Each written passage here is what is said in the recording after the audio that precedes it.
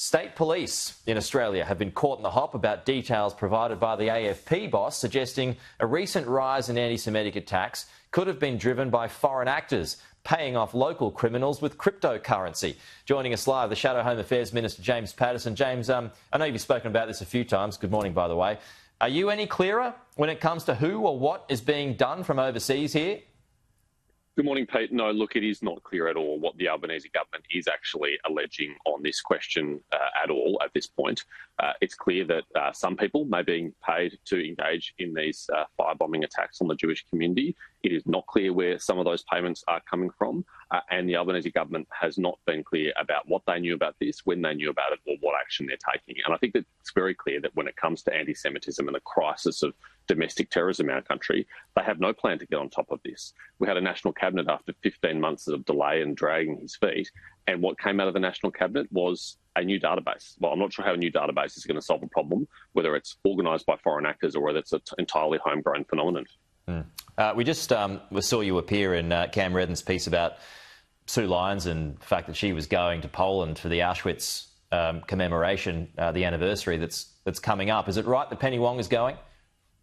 Well, I can tell you that the Australian Jewish community doesn't think that it's much of an improvement to have gone from Sue Lyons, one of the most anti-Israel MPs in the parliament, to Senator Wong, another of the most anti-Israel MPs in the parliament.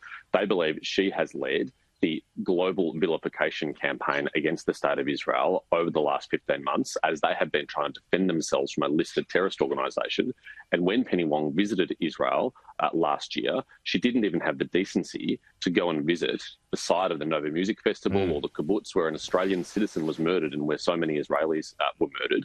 And so to send her as the person to provide Australia's condolences and representation on the 80th anniversary of the liberation of Auschwitz, I think is really going to fall flat with the Jewish community here in Australia. Yeah, I mean, I mentioned the show yesterday. I went to the last one, the 70th, 10 years ago. Josh Frydenberg was the government's representative there. Who do you think should be going? Who's a suitable replacement? This is the problem, Pete. I mean, anyone in the Albanese government would be a difficult choice to send. You could hardly send the Home Affairs Minister, Tony Burke, or the Education Minister, Jason Clare, or many of the other MPs who participated in this vilification of the Jewish state over the last 15 months. Perhaps they should send an opposition MP to represent Australia who could actually faithfully do so, frankly. Now to, well, speaking of the government, just a moment ago I spoke to the Treasurer, Jim Chalmers, about your recent tax break pitch for small businesses, James. And he poses some questions that I'd like to refer to you about, namely, can this be rorted? Well, full points for Jim Chalmers for effort for claiming that Australians are better off under his government and that tax cuts have somehow compensated them. But I think you and I both know that the bracket creep that has gone from Australians' pay packets on this government's watch is far worse than the little bit of tax that they've returned to them. In fact, taxes are up 22% on this government's watch, and that doesn't even start to account for increased mortgages or rent or groceries or other cost of living pressures. What we're doing is proposing a shot in the arm for the hospitality industry because they desperately need it after the last 3 years. Insolvencies have been out of control on this government's watch, 27,000 in just the last 2.5 years, many of them in that sector. And if there isn't a change of government to get this country back on track, I fear we're going to see many more business failures, but this is a targeted policy which will help avert that. Right, I know that booze won't be included in it, and I'm sort of not sure how you get around that when it comes to paying a bill, but back to that question, can it be rorted? Well, that's a perfectly standard element of the tax system, Pete. It's routine, in fact, when you're travelling on business expenses, for example, that booze is not included in compensation and you know you have to get a receipt for your food, and if you want to buy alcohol, you can have to pay that out of your own pocket. The ATO will enforce this like they do with all elements of integrity in our tax system, and it's an utterly standard feature of any tax policy. Can it be rorted?